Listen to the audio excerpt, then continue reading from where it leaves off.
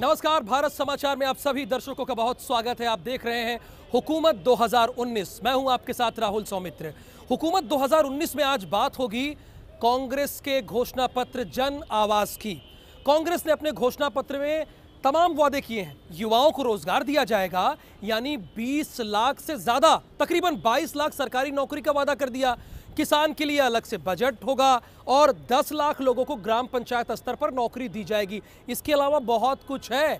शिक्षा पर 6% जीडीपी का खर्च करेंगे वो। और इसी हाथ सीएम योगी आदित्यनाथ ने भी गोरखपुर में युवाओं को लुभाने के लिए जन संवाद रैली का आयोजन किया। तो आज बात इन्हीं दोनों मुद्दों पर होगी, चूंकि उत्तर प्रदेश युवाओं का प्रदेश है।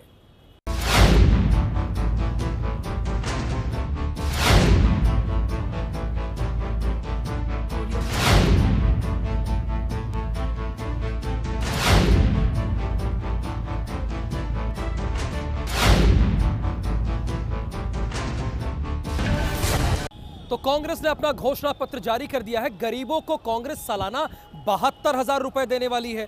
तो युवाओं के लिए भी 22 लाख सरकारी नौकरी भी है। और इसी के साथ कांग्रेस ने यह भी वादा किया है कि जो सरकारी अस्पताल है ना, उनको और बेहतर बनाएंगे और जीएसटी को और भी सरल करेंगे। तो देखिए हमारी ये पहली और एक्सक्लूसिव रिपोर्ट। भ्रष्टाचार पे मेरे से आके डिबेट करें, नेशनल सिक्योरिटी पे मेरे से आके डिबेट करें। आए, चैलेंज देता हूं नरेंद्र मोदी जी को, नेशनल सिक्योरिटी पे मुझसे डिबेट करके दें, फॉरेन पॉलिसी पे मुझसे डिबेट करके दिखाएं, करप्शन पे, भ्रष्टाचार पे डिबेट करें। राहुल गांधी ने पत्रकारों की मौजूदगी में पीएम नरेंद्र मोदी को सीधे चुनौती देते हुए कहा कि किसी भी मुद्दे पर वो बहस के लिए तैयार हैं। पीएम जब चाहें कर लें। सत्ता के महासंग्राम के लिए राहुल गांधी के ये तेवर यूं ही नहीं थे। असल में मौका था आम चुनाव 2019 के लिए कांग्रेस के घोषणा पत्र को जारी करने का। पूर्व पीएम मनमोहन सिंह, यूपीए की चेयरमैन सोनिया गांधी, पी चिदम्बरम राहुल गांधी के साथ मंच पर मौजूद थे और सामने की ओर कांग्रेस महासचिव प्रियंका गांधी बैठी थीं। घोषणा पत्र को कांग्रेस ने नाम दिया जन आवाज और नारा दिया हम निभाएंगे। साथ ही घोषणा पत्र की पहली थीम न्याय है। राहुल गांधी ने कहा कि गरीबी पर वार 72,000। राहुल ने कहा कि कांग्रेस झूठ नहीं बोलती, जो वादा करती है उसे पूरा करती है और हम हर गरीब को 72,000 रुपए सालाना देंगे। हिंदुस्तान के 20% सबसे गरीब परिवारों को हर महीने उनके बैंक अकाउंट में कांग्रेस पार्टी की सरकार डायरेक्ट पैसा डालेगी। एक साल में 72,000, 5 साल में 3,60,000। कांग्रेस अध्यक्ष राहुल गांधी ने कहा कि हम युवाओं को रोजगार देंगे। मार्च 2020 तक 22 लाख नौकरी के साथ साथ ग्राम पंचायतों में 10 लाख युवाओं को रोजगार देंगे। 22 लाख सरकारी रोजगार खाली पड़े हैं, उनको कांग्रेस पार्टी मार्च 2020 तक भर के दे देगी। इसके अलावा राहुल गांधी ने कहा कि हम देशवासियों को सरल सिंपल टैक्स देंगे। साथ ही राहुल ने कहा कि किसानों के लिए अलग से सुरक्षित बजट होगा और कर्ज ना चुका पाने पर किसान के ऊपर आपराधिक केस नहीं होगा। गब्बर सिंह टैक्स को हम जीएसटी में बदलेंगे। 5 अलग अलग टैक्स हैं, अलग अलग फॉर्म भरने पड़ते हैं, रिश्वत देनी पड़ती है। हम एक सिंपल टैक्स देंगे, कम से कम टैक्स होगा, सरल सिंपल टैक्स होगा। अगर किसान कर्जा ना दे पाए तो वो क्रिमिनल ऑफेंस ना हो, वो सिविल ऑफेंस हो। राहुल गांधी ने कहा कि हम सब हिंदू हैं। आज मुद्दा रोजगार है, बेरोजगारी है, गरीबी है, किसान है। इसलिए हम उसी मुद्दे पर बात करेंगे और अपना हर वादा पूरा करेंगे। देश का प्रधानमंत्री देश की सच्चाई से नहीं छुप सकता है। देश की सच्चाई है कि देश में बेरोजगारी है। देश की सच्चाई है कि देश का किसान तड़प रहा है, जी नहीं पा रहा है, आत्महत्या कर रहा है। देश की सच्चाई है कि नरेंद्र मोदी ने वायदा किया था अच्छे दिन की, मगर चौकीदार ने चोरी करवाई है। यह सच्चाई है। राहुल गांधी ने घोषणा पत्र को जारी करते हुए जिन अहम बातों का जिक्र किया, उसमें गरीबों के लिए सालाना 72,000 रुपए की घोषणा की। वहीं मनरेगा में अब 150 दिन रोजगार की गारंटी दी। 2020 तक 22 लाख नौकरी का वादा किया। साथ ही सरकारी अस्पतालों को मजबूत करने की बात कही। ग्राम पंचायतों में 10 लाख नौकरी देने का वादा किया। तो वहीं 5 साल में 20% गरीबों को 3,60,000 रुपए देने की बात कही। किसानों के लिए अलग से बजट पेश करने के लिए भी कहा। घोषणा पत्र जारी करने के दौरान पीएम बनने के सवाल पर राहुल ने कहा कि प्रधानमंत्री जनता तय करेगी। इस जन आवाज को देश की आम जनता सुनेगी या नहीं, वादों को निभाने के लिए बेकरार कांग्रेस के हाथ को जनता का साथ मिलेगा या नहीं, ये तो आने वाला वक्त बताएगा। लेकिन कांग्रेस ने अपने घोषणा पत्र में चीजें साफ कर दी हैं कि उसके लिए सबसे बड़ा मुद्दा गरीबी है और वो 72,000 के अपने प्लान से बीजेपी को धड़ाम करने की कोशिश में है। ब्यूरो रिपोर्ट, भारत समाचार। किसानों के सहारे ही कांग्रेस ने 3 राज्यों में अपना परचम लहराया था। अब किसानों के सहारे ही कांग्रेस 2019 में सत्ता में आना चाहती है। इसलिए किसानों के लिए बड़े बड़े वादे हैं। जैसे रेल बजट अलग से हुआ करता था ना, वैसे कांग्रेस ने कमिटमेंट किया है कि अब किसानों का बजट भी अलग से होगा।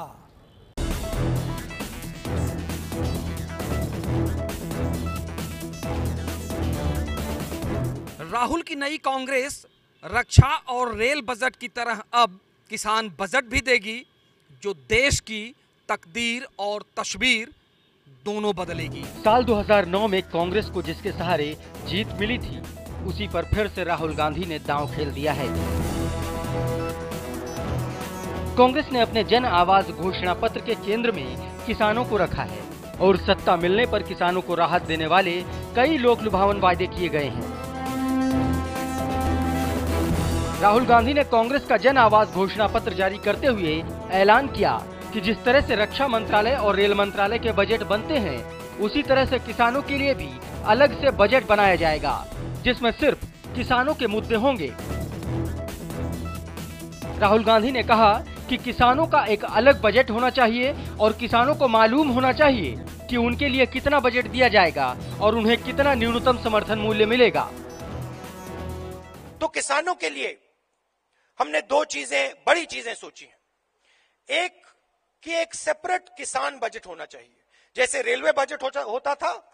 किसानों का एक सेपरेट बजट होना चाहिए। हिंदुस्तान के किसान को मालूम होना चाहिए कि उसको कितना पैसा दिया जा रहा है, उसकी एमएसपी कितनी बढ़ाई जाएगी, सब उसके सामने होना चाहिए। दूध का दूध, पानी का पानी होना चाहिए। इतना ही नहीं, राहुल गांधी ने मोदी सरकार पर तंज कसते हुए कहा कि नीरव मोदी और विजय माल्या देश का करोड़ों रुपए लेकर भाग गए, लेकिन कुछ नहीं हुआ। और अगर किसान अपना कर्ज नहीं चुका पाता है तो उसको जेल में डाल दिया जाता है। इसलिए कांग्रेस सरकार आने पर नियमों में बदलाव किया जाएगा और अगर कोई किसान अपना कर्ज नहीं चुका पाता है तो उसको आपराधिक मामला नहीं बल्कि सिविल अपराध माना जाएगा। राहुल गांधी ने छोटे किसानों और मजदूरी करने वालों के लिए भी एक बड़ा ऐलान करते हुए कहा कि पहले कांग्रेस सरकार ने मनरेगा के तहत गरीबों को 100 दिन का रोजगार दिया था, लेकिन अब कांग्रेस सरकार आई तो 100 दिन को बढ़ाकर 150 दिन रोजगार की गारंटी दी जाएगी। प्रधानमंत्री ने मनरेगा के बारे में बोला, बोगस स्कीम है, बेकार स्कीम है, मजाक उड़ाया। आज पूरा देश जानता है कि मनरेगा ने हिंदुस्तान की कितनी मदद की थी। तो हम मनरेगा के 150 दिन गारंटी करना चाहते हैं। 100 से अब हम 150 दिन गारंटी करना चाहते हैं। राहुल का किसान प्रेम बहुत पुराना है और किसानों के मुद्दे उठाकर राहुल गांधी अपने विरोधी दलों को घेरते रहे हैं। साल 2011 में मायावती सरकार के समय मोटरसाइकिल से सवार होकर राहुल गांधी भट्टा पारसौल पहुंचे थे, जहां पर जमीन अधिग्रहण के विरोध में किसान आंदोलन चल रहा था। राहुल गांधी अलीगढ़ के टप्पल गांव भी गए थे, जहां किसान जमीन अधिग्रहण के खिलाफ आंदोलन कर रहे थे। इसके बाद माया सरकार को अपने कदम पीछे खींचने पड़े थे। मोदी सरकार जब भूमि अधिग्रहण बिल में संशोधन करने जा रही थी तो राहुल सड़क पर उतर आए थे। देश भर के किसानों की कर्ज माफी को लेकर राहुल गांधी ने प्रधानमंत्री नरेंद्र मोदी को एक रिपोर्ट भी सौंपी थी। राहुल ने यूपी विधानसभा चुनाव से पहले 2500 किलोमीटर की किसान यात्रा की थी। मध्य प्रदेश, छत्तीसगढ़ और राजस्थान में विधानसभा चुनाव जीतते ही वहां के मुख्यमंत्रियों ने राहुल के वायदे को पूरा करते हुए 10 दिनों के भीतर किसानों का कर्ज माफ कर दिया था। और अब एक बार फिर से राहुल गांधी ने लोकसभा चुनाव से पहले किसानों को केंद्र में रखकर बड़ा दांव चला है। राहुल का ये दांव अगर काम कर जाता है तो कांग्रेस साल 2019 वाली जीत फिर से दोहरा सकती है। ब्यूरो रिपोर्ट, भारत समाचार। कांग्रेस के घोषणा पत्र को भारतीय जनता पार्टी ने बोगस बताया है। उन्होंने कहा ये झूठ का पुलिंदा है और साथ ही साथ भारतीय जनता पार्टी ने यह भी कहा है कि ऐसे वादे हैं जो पूरे ही नहीं हो सकते हैं। तो ये भारतीय जनता पार्टी ने कांग्रेस पर वार किया है सीधे। कांग्रेस ने आज 2019 का अपना घोषणा पत्र जारी किया। घोषणा पत्र में तमाम वायदों को क्रमबद्ध तरीके से राहुल गांधी ने अपने भाषण में दोहराया भी। जैसे ही कांग्रेस ने घोषणा पत्र जारी किया, वैसे ही बीजेपी ने ताबड़तोड़ हमले शुरू कर दिए। सबसे पहले केंद्रीय वित्त मंत्री अरुण जेटली ने मोर्चा संभाला। जेटली ने कांग्रेस के घोषणा पत्र को जनता के साथ धोखा और खतरनाक बताया। इस मैनिफेस्टो में ऐसे एजेंडाज हैं जो देश को तोड़ने का काम करते हैं, राष्ट्र की एकता के खिलाफ जाते हैं। जेटली ने कहा कि राहुल गांधी के दोस्तों ने जो मैनिफेस्टो बनाया है वो जम्मू कश्मीर और राष्ट्र की सुरक्षा को लेकर सही नहीं है। जेटली ने राहुल के उस दावे पर भी पलटवार किया जिसमें राहुल गांधी ने कहा है कि वो जो वायदे करते हैं उसे लागू भी करते हैं। जेटली ने कांग्रेस के घोषणा पत्र में धारा 124A को खत्म करने के वायदे पर भी कहा कि इस मैनिफेस्टो में ऐसे एजेंडे हैं जो देश को तोड़ने का काम करेंगे। इंडियन पीनल कोड से सेक्शन 124 कैपिटल ए सेडिशन हटा दिया जाएगा। देशद्रोह करना अब अपराध नहीं होगा। जो पार्टी इस तरह का घोषणा करती है वो इस देश के एक भी वोट की हकदार नहीं। यूपी के सीएम योगी आदित्यनाथ ने भी कांग्रेस के घोषणा पत्र को झूठ का पुलिंदा बताते हुए कांग्रेस पर देश को 70 साल तक गुमराह करने का आरोप लगाया। योगी ने कहा कि ये देश झूठ और फरेब से नहीं चलेगा। योगी ने कहा कि इस चुनाव में कांग्रेस नेतृत्व और उनके सहयोगी दल का ये झूठ जनता दोबारा बेनकाब करेगी। उन्होंने अपने 55 वर्षों की नाकामी को 55 पेज के अपने घोषणा पत्र के माध्यम से व्यक्त किया है। मुझे लगता है ये कांग्रेस का घोषणा पत्र झूठ का पुलिंदा मात्र है। बहरहाल जिस तरह से कांग्रेस ने अपने घोषणा पत्र में जनता के मूड को परख कर रोजगार और गरीबी पर ध्यान केंद्रित किया है, उससे बीजेपी के माथे पर बल पड़ गए हैं। तो वहीं धारा 124A के मुद्दे पर कांग्रेस को बीजेपी घेरने की कोशिश कर रही है और सवाल बीजेपी का भी वाजिब है कि कांग्रेस का रोड मैप आखिर है क्या। ब्यूरो रिपोर्ट, भारत समाचार। और यहाँ वक्त एक छोटे से ब्रेक का है। कहीं मत जाइए, कीजिए इंतजार, क्योंकि हम आपको बताएंगे कैसे सभी दल सिर्फ युवाओं को साधने में लगे रहते हैं।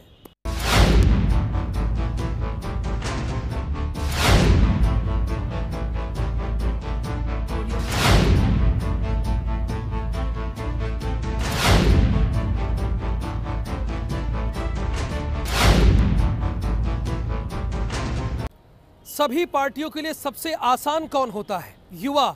हर दल चाहते क्या है कि युवाओं को साध लिया जाए तो सत्ता को साध लिया जाएगा। तो भारतीय जनता पार्टी, कांग्रेस, समाजवादी पार्टी, बसपा लगे हाथ सब युवाओं को साधने में जुट गए हैं। अब युवा किस ओर जाएगा? युवा चाहता क्या है? वो दलों से क्या मांग रहा है? अब तय तो इनको करना है। हुकूमत 2019 की ये अगली रिपोर्ट आप देखिए। पूर्वांचल में पकड़ मजबूत करने की कोशिश। युवाओं से सीएम योगी का सीधा संवाद।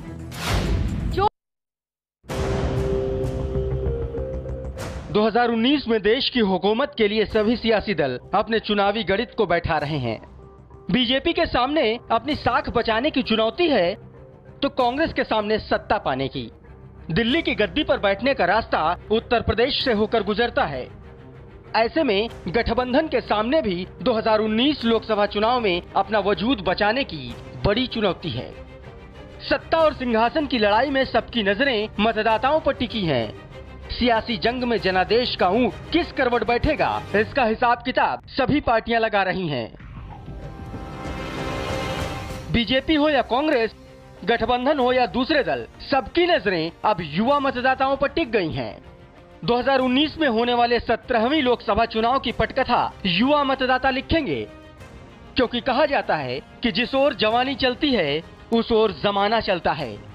ऐसे में इस बार युवाओं का जोश खुद चुनावी दिशा तय करता नजर आ रहा है, जिसके चलते बीजेपी अपना पूरा फोकस युवाओं पर कर रही है। पूर्वांचल की 12 सीटों पर कुल 2,55,388 युवा मतदाता पहली बार वोट डालेंगे। इनका मतदान देश की राजनीति की दिशा और दशा तय करेगा। यही वजह है कि सीएम योगी पूर्वांचल के सियासी समीकरण को साधने के लिए युवाओं से सीधा संवाद कर रहे हैं। अकेले उत्तर प्रदेश में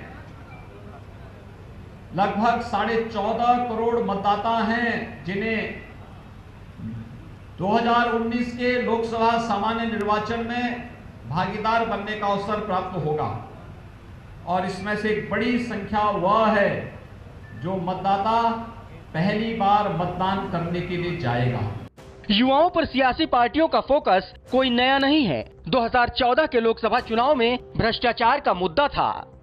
बीजेपी ने युवाओं की इस नब्ज को पकड़ा और भ्रष्टाचार को मुद्दा बनाकर युवाओं के सामने रख दिया। उस वक्त युवाओं ने ये समझने की कोशिश की थी कि देश में एकमात्र नेता नरेंद्र मोदी ही हैं जो भ्रष्टाचार को जड़ से खत्म कर सकते हैं, जिसका नतीजा ये हुआ कि युवाओं का बहुत बड़ा तबका बीजेपी के साथ चला गया और भारतीय जनता पार्टी का परचम बुलंद हो गया।